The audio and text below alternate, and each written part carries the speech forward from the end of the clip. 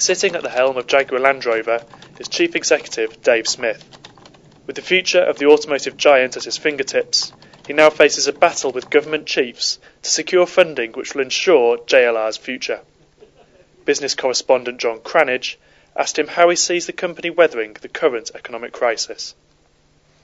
We still have a great future. Nothing can take away from this company the tremendous assets it has, the brands, the technology, the ingenuity of our engineers, the passion of the people who work in this business. And we'll continue to work really hard to make sure we deliver that.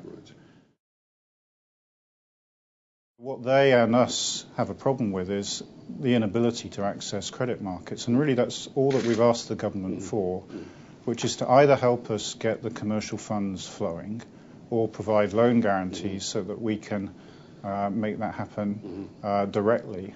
And we've asked for that, as have the whole of the industry actually asked for that. So just to be crystal clear about this, you're not going to the government asking for a big tranche of taxpayers' money. You're asking for either loans at commercial rates or for the government to guarantee loans. Absolutely, these are purely at commercial terms. We're not interested in bailouts or handouts. I've talked to the government, several times in November, December. I've continued to keep them informed, every few days on our position and the industry's position. So. I think those are constructive discussions. We're making good progress, but I'm not really in a position to say whether the government's going to do anything either immediately or in the near future, because they haven't actually told us that yet. You've given a fairly broad hint, I think, that we can expect to see some more job cuts coming between now and spring. I think that's inevitable. I think that we've done our very best to hold on to keep a proportionate change in employment levels with production, but we think this is going to continue for a while. I think production is going to be at a very low level through Easter, but actually this recession is probably going to go on for a couple of years, even 3 years. So we need to make sure we align our job plans for that. Are you thinking in terms of job cuts? Are you thinking in terms of hundreds or thousands at this stage? It's too early to say that. I think we're not ready to talk about that yet.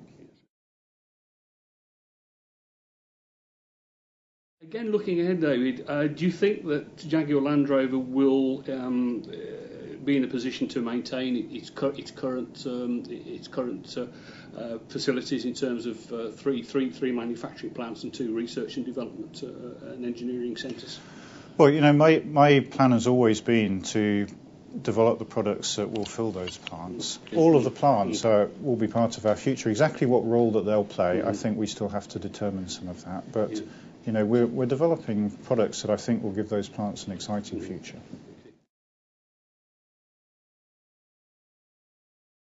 Just how important is do you consider Whitley and Gaydon are, both in terms of the company and in terms of their contribution to local economic activity? Yeah, they're very important. Actually, a huge national asset, and increasingly they're complementary as well. What we're trying to do as we develop the 2 sites is make sure we don't duplicate, but have complementary facilities between them.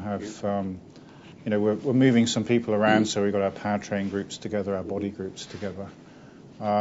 So we've got a good future, I think.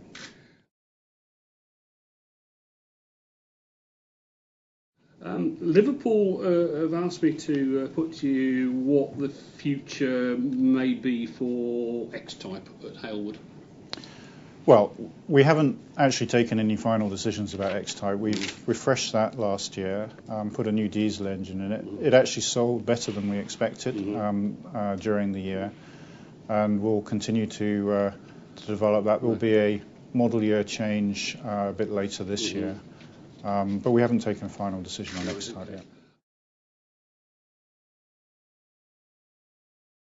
What reassurances at this stage can you give to your employees about the future of Jaguar Land Rover? Well, it's a good question, because I am very conscious that there was a lot of unhelpful newspaper speculation in the period just before Christmas. And firstly, we had a a very interesting year last year. It was a very exciting year in many ways. The XF was launched, 2 Car of the Year awards.